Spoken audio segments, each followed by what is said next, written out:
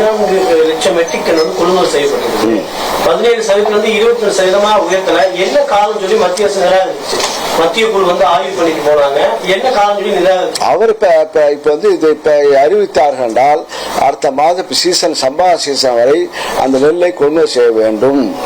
இந்த ஈரப்பதம் அறிவித்தார்கள் என்றால் அந்த ஈரப்பதத்துடன் அந்த 22% வரைக்கும் தை மாசம், அதாவது இப்ப சம்பா பயிர் அறுவடை செய்கின்ற வரை அந்த விலை அவர்கள் கொடுக்க வேண்டும், அந்த கொடுக்க வேண்டும். அரசாங்கம் கொடுக்கவில்லை.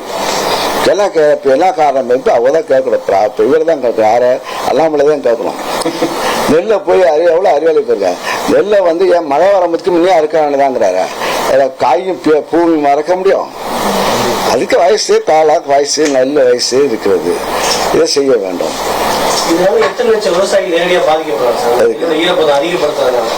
ஈரப்பதம் இருக்கிறது அதிகப்படுத்துறது முளைப்பு திறன், முளைப்பு இப்ப அரசாங்கம் இப்ப நெல்லை பிடிச்சிருக்காங்க. எவ்வளவு கணக்கிட முடியாது. யாராருக்கு எவ்வளவு ஈரப்பதம் வந்து மக்கள் தான் தெரியும், விவசாயம் தெரியும். இருந்தாலும் நாங்கள் கொள்முதல் செய்துட்டோம். இப்ப அந்த நெல் வந்து இப்ப எப்படி இருக்குன்னா கலர் மாறக்கூடிய வாய்ப்பும் உண்டு. இரண்டு நெல் வந்ததுன்னா விவசாயிக்குன்னா நெல்லுடைய கலர் மாறும், தொழிப்பு நிறம் மாறும். அதுக்கு என்ன சொல்ல போனா இந்த அளவுக்கு விலை உயர்த்ததுனால முன்னெல்லாம் வந்து தனியார் வியாபாரிகள் சரிசமமா வாங்குவாங்க, டிபிசி யாரும் வரமாட்டாங்க. இப்போ வந்து தனியா விலை இந்த அளவுக்கு ஏற்றுனோடனே 2005 அறிவிச்சோடனே முன்னெல்லாம் வந்து டிசம்பர் மாதம் தான் நெல் பிடிப்பாங்க. கடந்த ஆட்சியில் இப்ப 4 முதலமைச்சர் பொறுப்பேற்ற பிறகு டிசம்பர் மாசம் அந்த அறிவிப்பு விலை உயர்வு வந்து டிசம்பர் மாசம் தான். குறுவை சீசன் முடிஞ்ச பிறகுதான் அந்த நெல்லை அரசாங்கம் அறிவிப்பாங்க. ஆனால் முதலமைச்சர் பொறுப்பேற்ற பிறகு 4 ஆண்டு காலத்தில் செப்டம்பர் 1ஆம் தேதியிலிருந்து அறுவடை செய்த நெல்லை கொள்முதல் செய்யலாம் என்று அறிவித்து அந்த கூடுதல் விலையை பெறுவதற்குரிய வாய்ப்பை முதலமைச்சர் கொடுத்தார்கள். இது விவசாயிகளுக்கு தெரியும், அண்ணாமலைக்கு தெரியாது, எடப்பாடிக்கு தெரியாது. இப்பதான் எல்லாம் பச்சை துண்டு கட்ட, எல்லாம் பச்சை துண்டு கட்டாவெல்லாம் இப்போ தள்ளிக்கிட்டு இப்ப பச்சை துண்டுக்கு மகத்துவம் வந்தது. தனி பட்ஜெட் போட்டதுனாலதான். இங்க முதலமைச்சர் தனி பட்ஜெட் போட்ட போதுதான் அதிகமாக விவசாயிகள் பச்சை துண்டு போட்டு மதிக்கப்படுகின்றார்கள். மழை காலத்துல இப்போ டெல்டா மாவட்டங்கள்லாம் பெரிய மழையில விவசாய பயிர்கள் எல்லாம் பாதிக்கப்பட்டு எவ்வளவு ஹெக்டேர் பாதிக்கப்பட்டது, அவங்களுக்கு எப்போ? இப்போ வந்து இப்ப விவசாய இழப்பு பாதிப்பு வந்து கிட்டத்தட்ட 2000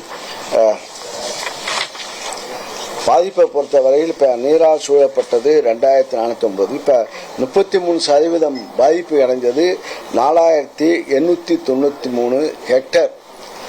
அதாவது 33% பாதிப்பு ஏற்பட்டு பாதிக்கப்பட்ட விவசாயிகள் 4667 விவசாயிகள் பாதிக்கப்பட்டிருக்கார் என்பதை அரசாங்கத்துக்கு இந்த துறையின் சார்பாக மாவட்ட ஆட்சியர் மூலமாக பரிந்துரை செய்யப்பட்டிருக்கிறது.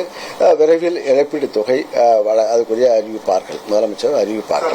ஒரு நாளைக்கு வந்து 1000 நெல் மூட்டைகள் வந்து கொள்முதல் செய்யறோம் நம்ம சொல்றோம். இதை அதிகரிப்பதற்கான வாய்ப்புகள் இருக்காது? எது அதிகரிக்க வாய்ப்பு இருக்கா? ஒரு நாளைக்கு 1000 இப்ப 700 ஒரு வேலை பணியாட்கள் அந்த இடத்துல 700 மூட்டை பிடிப்பதற்குரிய பணியாட்கள் இருக்க வேண்டும், இருப்பார்கள். 700 மூட்டை பிடிக்கணும், 10 ஒரு 5-6 பேர் இருப்பாங்க பணியாட்கள். ஆக கூடுதலாக அறிவிக்கும் போது பணியாட்கள் தேவை, மிஷின்கள் தேவை, மிஷினுடைய எண்ணிக்கை தேவை. ஆக இப்போ டிபிசி வந்து இப்போ வந்து தமிழ்நாட்டில் வந்து கிட்டத்தட்ட டிபிசி வந்து 1934 டிபிசிகள் திறக்கப்பட்டு அதில் 14,32,711 மெட்ரிக் டன் நெல் கொள்முதல் செய்யப்பட்டிருக்கிறது. ஆக இது வந்து இப்போ வந்து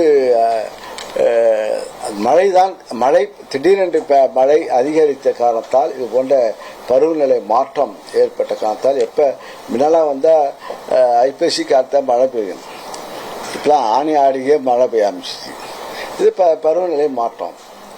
அதான் பிளே ஸ்டோர் மற்றும் ஆப் ஸ்டோரில் இருந்து பாலிமர் செயலியை QR கோடு மூலம் பதிவிறக்கம் செய்யுங்கள். செய்திகளை உடனுக்குடன் பெறுங்கள்.